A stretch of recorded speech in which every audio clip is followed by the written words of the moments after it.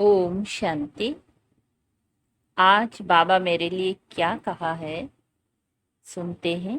आज 27 जून 2021 की अव्यक्त बाप दादा का ओरिजिनल मुरली है। 26 जनवरी 88 का वाणी का शीर्षक है संगम युग पर नंबर 1 पूज्य बनने की अलौकिक विधि। आज अनादि बाप और आदि बाप अनादि शालिग्राम बच्चों को और आदि ब्राह्मण बच्चों को डबल रूप से देख रहे हैं। शालिग्राम रूप में भी परम पूज्य हो और ब्राह्मण सो देवता स्वरूप भी गायन और पूजन योग्य हो।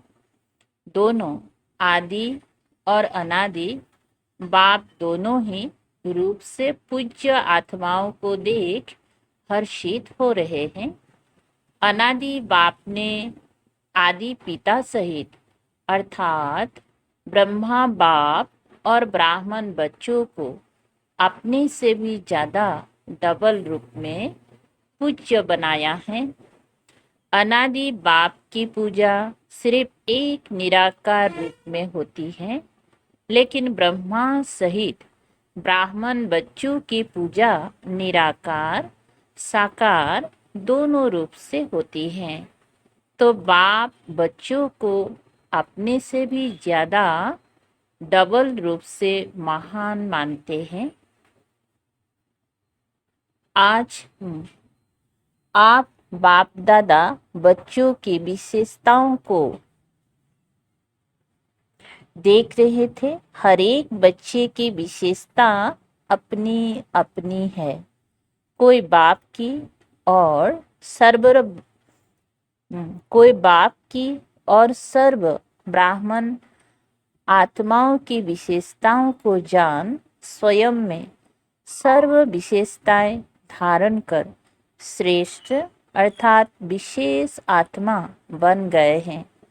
और कोई विशेषताओं को जान और देखकर खुश होते हैं, लेकिन अपने में सर्व विशेषताएं धारण करने की हिम्मत नहीं है। और कोई हर आत्मा में या ब्राह्मण परिवार में विशेषता होते हुए भी विशेषता के महत्व से नहीं देखते, एक दो को साधारण रूप से देखते हैं। विशेषता देखने व जानने का अभ्यास नहीं है। वह गुण ग्राहक बुद्धि अर्थात गुण ग्रहण करने की बुद्धि न होने के कारण विशेषता अर्थात गुण को जान नहीं सकते।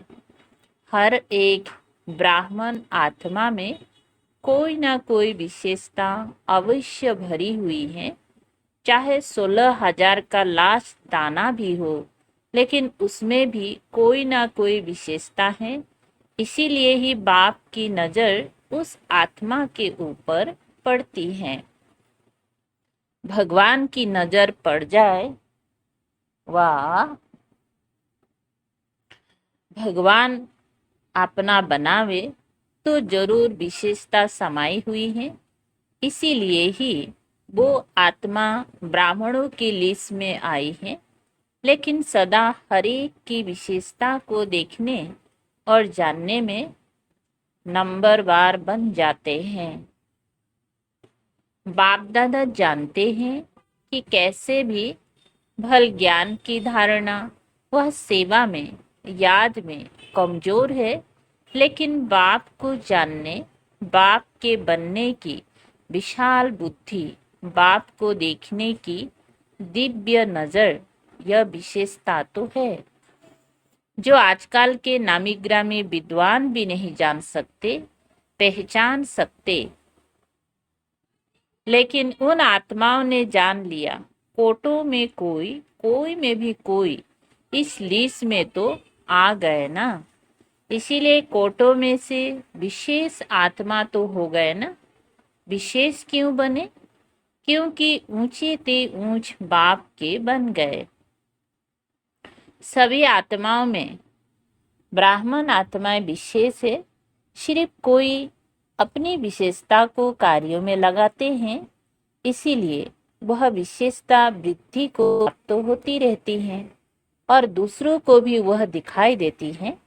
और कोई में विशेषता रूपी बीज तो है, लेकिन कार्य में लाना ये है बीज को धरनी में डालना।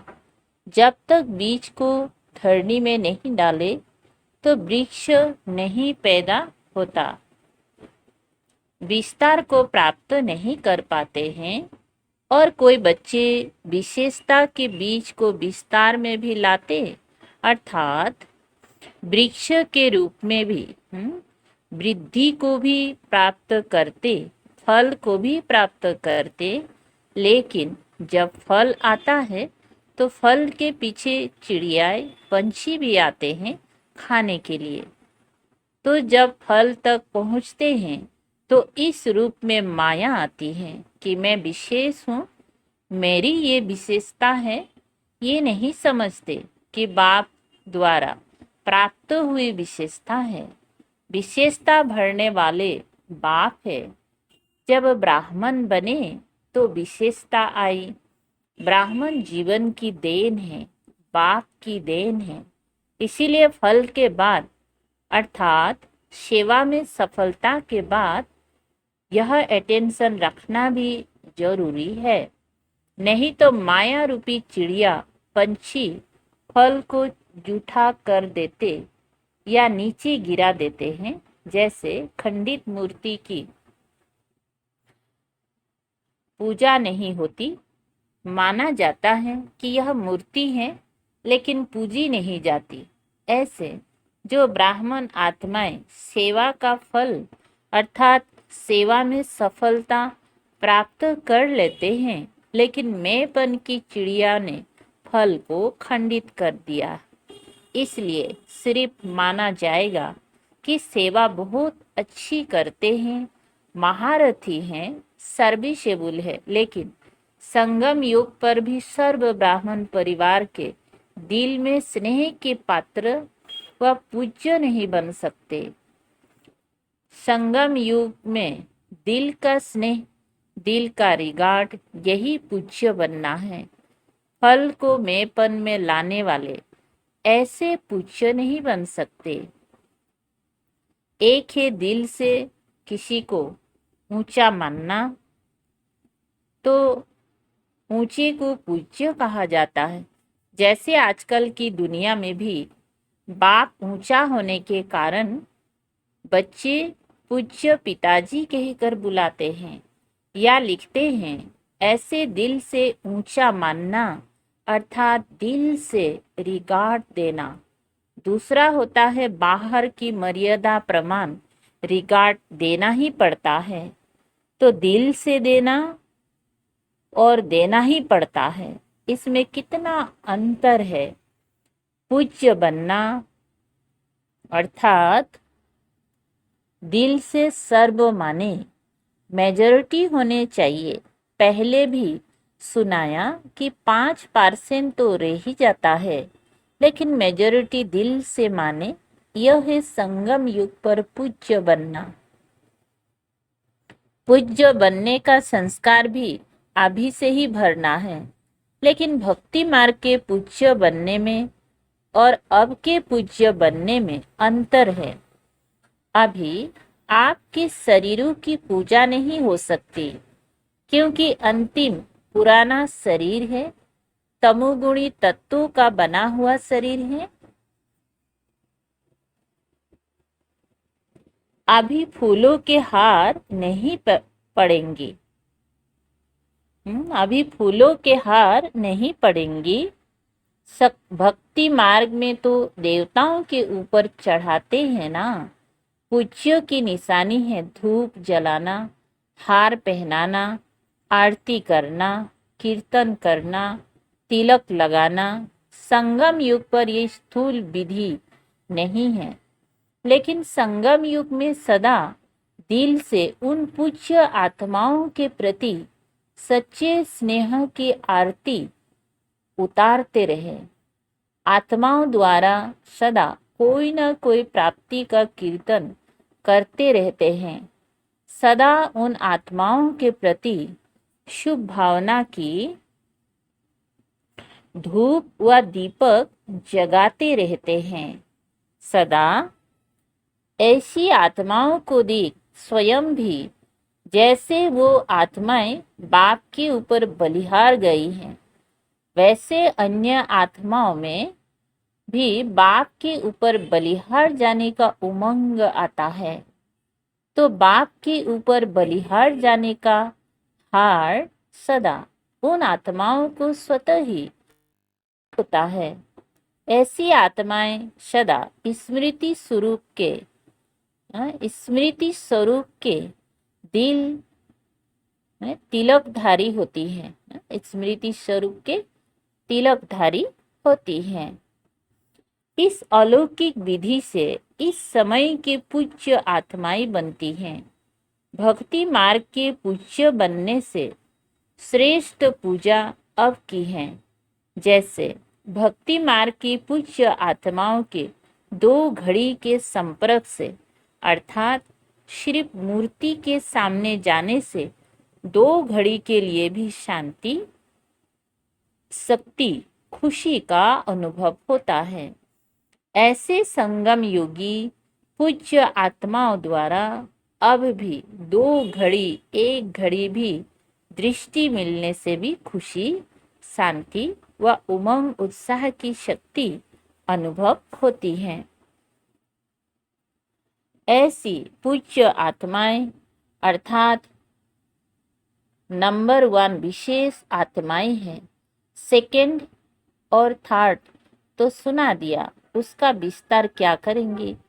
है तो सब विशेष आत्माओं की लिस्ट में, लेकिन 1, 2, 3 नंबरवार है। लक्ष्य सभी का नंबर 1 का होता है। तो ऐसे पूज्य बनो जैसे ब्रह्मा बाप के गुणों के गीत गाते हो ना। ये सब विशेषताएं पूज्य बनने की व नंबर 1 विशेष आत्मा बनने की बातें ब्रह्मा बाप में देखी सुनी ना। तो जैसे ब्रह्मा साकार आत्मा नंबर 1 संगम युगी पूज्य, सो भविष्य में नंबर 1 पूज्य बनते हैं। लक्ष्मी नारायण नंबर 1 पूज्य है ना। ऐसे आप सभी भी ऐसे बन सकते हैं। जैसे बाप के साथ साथ ब्रह्मा बाप की कमाल गाते हैं, ऐसे आप सभी भी सदा ऐसा संकल्प बोल और कर्म करो जो सदा ही कमाल का हो। जब कमाल होगी तो धमाल नहीं होगी। कमाल नहीं करते तो धमाल करते हो। चाहे संकल्पों की धमाल करो, चाहे वाणी से करो। संकल्पों में भी व्यर्थ तूफान चलता, तो ये धमाल है ना। धमाल नहीं लेकिन कमाल करनी है। क्योंकि आदि पिता ब्रह्मा के ब्राह्मण बच्चे सदा ही पूज्य गाए जाते हैं। अभी लास्ट जन्म में भी देखो तो सभी से ऊंचा वर्ण कौन सा गाया जाता है? ब्राह्मण वर्ण कहते हैं ना। ऊंचा नाम और ऊंचे श्रेष्ठ काम के लिए भी ब्राह्मण को ही बुलाते हैं। किसी के कल्याण के लिए भी ब्राह्मणों को ही बुलाते हैं। तो लास्ट जन्म तक भी ब्राह्मण आत्माओं का ऊंचा नाम, ऊंचा काम प्रसिद्ध है, परंपरा से चल रहा है। सिर्फ नाम से भी काम चला रहे हैं। काम आपका है लेकिन नाम वालों का भी काम चल रहा है। इससे देखो कि सच्चे ब्राह्मण आत्माओं की कितनी महिमा है और कितनी महान है। ब्राह्मण नाम भी अविनाशी हो गया है। अविनाशी प्राप्ति वाली जीवन हो गई है। ब्राह्मण जीवन की विशेषता है मेहनत कम, प्राप्ति ज्यादा, क्योंकि मोहब्बत के आगे मेहनत नहीं है अब लास्ट जन्म में भी ब्राह्मण मेहनत नहीं करते, आराम से खाते रहते हैं। अगर नाम का भी काम करते हैं तो भूखे नहीं रह सकते हैं। तो इस समय के ब्राह्मण जीवन की विशेषताओं की अब तक निशानियां देख रहे हो। इतनी श्रेष्ठ विशेष आत्माएं हो, समझा। वर्तमान समय पूज्य तो भविष्य के पूज्य, इसको ही विशेष आत्माएं नंबर 1 कहते हैं। तो चेक करो, ब्रह्मा बाप की कहानी सुना रहे हैं ना, अभी और भी रही हुई है। यह ब्रह्मा बाप की विशेषता सदा सामने रखो और किसी बातों में नहीं जाओ, लेकिन विशेषताओं को देखो और वर्णन करो। हर एक को विशेषता का महत्व सुनाकर विशेष बनाओ। दूसरों को बनाना अर्थात स्वयं विशेष बनना, समझा। अच्छा, चारों ओर के सर्व नंबर 1 विशेष आत्माओं को, सर्व ब्राह्मण जीवन वाले विशेष आत्माओं को सदा ब्रह्मा बाप को सामने रख, समान बनने वाले बच्चों को अनादि बाप आदि बाप का दोनों रूप से सर्व शालिग्राम और साकारी ब्राह्मण आत्माओं को स्नेह भरी याद प्यार और नमस्ते ऐसे बनाने वाले बाप दादा को भी याद प्यार, गुड मॉर्निंग और नमस्ते। शुक्रिया। पार्टियों के साथ मुलाकात नंबर 1, सदा बाप का हाथ और साथ है, ऐसा भाग्यवान समझते हो। जहाँ बाप का हाथ और साथ है, वहाँ सदा ही मौजों की जीवन होती है। मुझने वाले नहीं होंगे, मौज में रहेंगे। कोई भी परिस्थिति अपने तरफ आकर्षित नहीं करेंगे, सदा बाप की तरफ आकर्षित होंगे। सबसे बड़ा और सबसे बढ़िया बाप है, तो बाप के सिवाय और कोई चीज व व्यक्ति आकर्षित नहीं कर सकता। जो बाप के हाथ और साथ में पलने वाले हैं, उनका मन और कहीं जा नहीं सकता।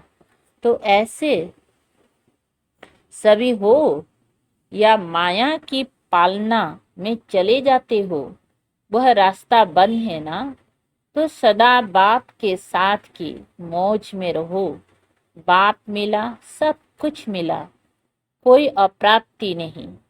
कितना भी कोई हाथ साथ छुड़ावे, लेकिन छोड़ने वाले नहीं, और छोड़कर जाएंगे भी कहाँ। इससे बड़ा और कोई भाग्य हो नहीं सकता।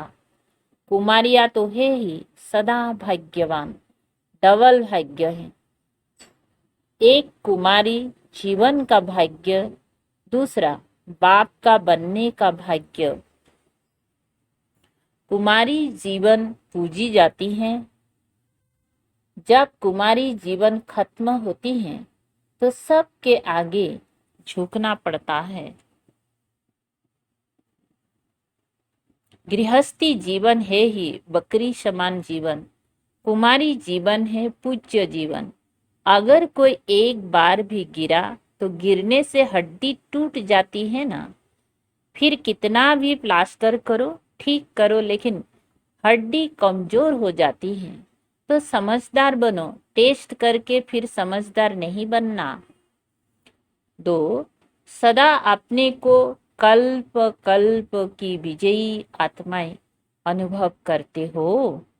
अनेक बार विजयी बनने का पाठ बजाया है और अब भी बजा रहे हैं। विजयी आत्माएं सदा औरों को भी विजयी बनाती हैं। जो अनेक बार किया जाता है वह सदा ही सहज होता है, मेहनत नहीं लगती है। अनेक बार की विजयी आत्मा है। इस स्मृति से कोई भी परिस्थिति को पार करना खेल लगता है। खुशी अनुभव होती है। विजयी आत्माओं को विजयी अधिकार अनुभव होती हैं। अधिकार मेहनत से नहीं मिलता, स्वतः ही मिलता है। तो सदा विजयी की खुशी से, अधिकार से आगे बढ़ते, औरों को भी आगे बढ़ाते चलो। लौकिक परिवार में रहते लौकिक को अलौकिक में परिवर्तन करो, क्योंकि अलौकिक संबंध सुख देने वाला है। लौकिक संबंध से अल्पकाल का सुख मिलता है, सदा का नहीं। तो सदा सुखी बन गए। दुखियों की दुनिया से सुख के संसार में आ गए, ऐसा अनुभव करते हो। पहले रावण के बच्चे थे तो दुखदाई थे, अभी सुखदाता के बच्चे सुख स्वरूप हो गए। फर्स्ट नंबर ये अलौकिक ब्राह्मणों का परिवार है, देवता भी सेकेंड नंबर हो गए। तो ये अलौकिक जीवन प्यारी लगती है ना। 3 सदा अपने को पद्मा पदम भाग्यवान अनुभव करते हो। सारे कल्पों में ऐसा श्रेष्ठ भाग्य प्राप्त हो नहीं सकता, क्योंकि भविष्य स्वर्ग में भी इस समय के पुरुषार्थ की प्रारब्ध के रूप में करते हो। भविष्य भी वर्तमान भाग्य के हिसाब से मिलता है। महत्व तो इस समय के भाग्य का है। बीज इस समय डालते हो और फल अनेक जन्म प्राप्त होता है। तो महत्व तो बीज का गिना जाता है ना। इस समय भाग्य बनाया व भाग्य प्राप्त होना, ये बीज बोना है।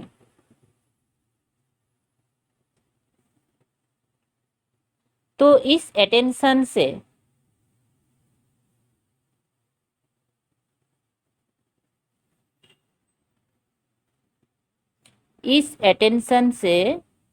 कहते हैं सदा पुरुषार्थ में तीव्र गति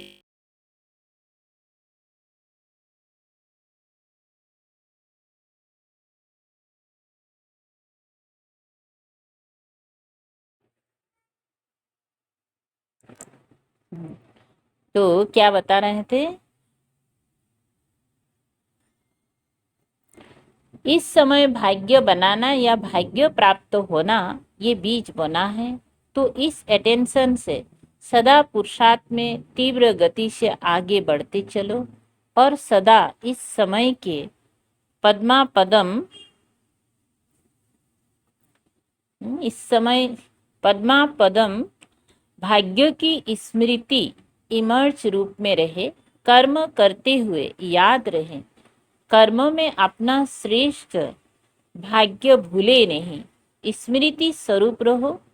इसको कहते हैं पद्मा पदम भाग्यवान। इसी स्मृति के वरदान को सदा साथ रखना, तो सहज ही आगे बढ़ते रहेंगी, मेहनत से छूट जाएंगी। अच्छा प्रश्न, लौकिक संबंध में बुद्धि यथार्थ फैसला देती रहे, उसकी विधि क्या है?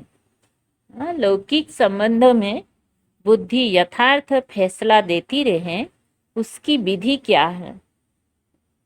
उत्तर, कभी भी लौकिक बातों को सोचकर फैसला नहीं करना है। अलौकिक शक्तिशाली स्थिति में रहकर फैसला करो। कोई भी पिछली बातें स्मृति में रखने से बुद्धि उस तरफ चली जाती है, फिर पिछले संस्कार भी प्रकट होते हैं। पिछले संस्कार भी प्रकट होते हैं, इसलिए मुश्किल होता है। बिल्कुल ही लौकिक वृत्ति भूल आत्मा समझ फिर फैसला करो, तो यथार्थ फैसला होगा। इसे ही कहते हैं विकर्मा जीत का तख्त। अलौकिक आत्मिक स्थिति ही विकर्मा जीत स्थिति का तख्त है। इस तख्त पर बैठकर फैसला करो तो यथार्थ होगा। अच्छा वरदान, साथी और साक्षीपन की स्मृति द्वारा सब बंधनों से मुक्त होने वाले सर्वशक्ति संपन्न भव। विस्तार। सर्व शक्तियों से संपन्न बन अधीनता से परे होने के लिए दो शब्द सदा याद रहें, एक साक्षी, दूसरा साथी। इससे बंधन मुक्त अवस्था जल्दी बन जाएंगी। सर्वशक्तिवान बाप का साथ है, सर्व शक्तियां स्वतः प्राप्त हो जाती हैं और साक्षी बनकर चलने से कोई भी बंधन में फंसेंगे नहीं। निमित्त मात्र इस शरीर में रहकर कर्तव्य किया और साक्षी हो गए। इसका विशेष अभ्यास बढ़ाओ। स्लोगन: अशुद्ध और शुद्ध दोनों की युद्ध है तो ब्राह्मणों के बजाय क्षत्रिय हो। अशुद्ध और शुद्ध दोनों की युद्ध है तो ब्राह्मण के बजाय क्षत्रिय हो। अच्छा, ओम शांति। शुक्रिया बाबा, थैंक यू बाबा।